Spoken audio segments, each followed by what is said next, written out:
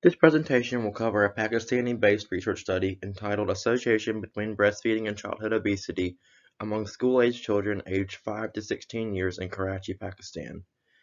It also focuses on the potential protective effects of breastfeeding against childhood obesity. I am Jackson Glover, Master of Physiology student. The study was conducted by Saima Sachwani, Rosina Karmalayani, Sheila Akbar Ali Hirani, Asif Raza Khawaja, and Arum Lalwani.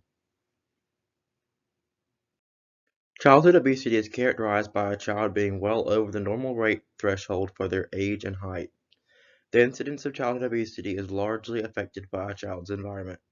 This includes his or her family's socioeconomic status, genetics, eating behaviors, physical activity preferences and/or habits, access to recreational areas, and overall community behaviors. Overall, childhood obesity has increased throughout the globe. However, more research must be done to better understand causal factors and refine mitigation strategies. Development of childhood obesity often places children at increased risk of being diagnosed with diabetes, heart disease, hypertension, asthma, and cholesterol issues at young ages. Many of these illnesses are chronic and will plague them for their entire lives. Specifically in Pakistan, childhood obesity has become an issue. As noted on this slide, 10 years prior to the publication of this study, the percentage of Pakistani children that were obese was 3%, but this number has climbed to 5.7 when the study was published. The authors of the paper realized that current research focused on diet changes as mitigation strategies rather than methods of initial prevention. This notion is what sparked their interest to investigate whether there was a relationship between breastfeeding and the incidence of childhood obesity among Pakistani children. In particular, is that relationship protective or preventative against childhood obesity? In this study, the authors recruited 528 students to participate in the matched case-control design study. This design is depicted in the image on the slide. In this setup, participants are screened before being classified into a group. Then, their data is taken down based upon which group they were placed in. For this study, cases were those students that were at or above the 85th percentile on the Age and Gender Pacific CDC growth chart, while the controls were the students that were below the 85th percentile threshold. This resulted in 132 cases and 396 controls. In the design of this study, each case was paired with roughly 3 controls for a 1-to-3 ratio. This was done to ensure the statistical integrity of the logistic regression analyses that were performed. After the students were grouped, demographic data such as the birth dates, age, and gender of the students were taken, along with anthropometric measurements, including their height in centimeters and weights in kilograms. The students and their mothers also answered survey questions to compile information regarding the use of breastfeeding in their growing up. The data was analyzed using a logistic regression model that incorporated a multivariate analysis to mitigate the effects of any confounding variables on the results. A confounding variable is something that influences both the independent and dependent variables in a study.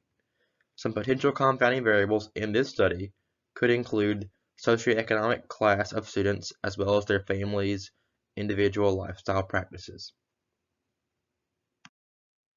As a result of the logistic regression analyses, the authors found that students in the cases group were found to have a 20.3% prevalence of obesity, while those in the control group had a 4.7% prevalence.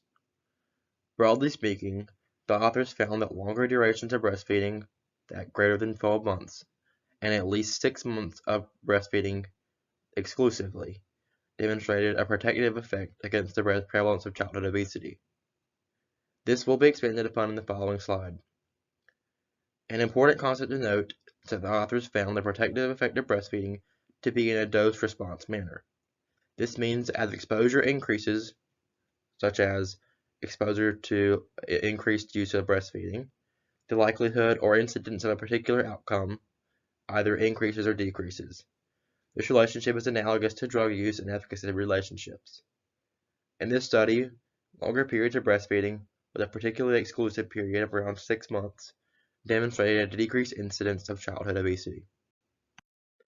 As observed on this slide, the logistic regression analysis demonstrates that for increased use of breastfeeding for at least 12 months protects those children nearly twice as much as those that were not breastfed. This is noted in the second row. In a similar fashion, students that were never exclusively breastfed were 5.5 times more likely to develop childhood obesity compared to students that had been exclusively breastfed for some period of time. This is noticed in the fourth or the bottom row. Something to note here is the dose-response relationship, which can be observed as the potential for becoming obese decreases from 5.5 times to 4 times to 2.6 times. This is noted in the exclusively breastfed row in the bottom.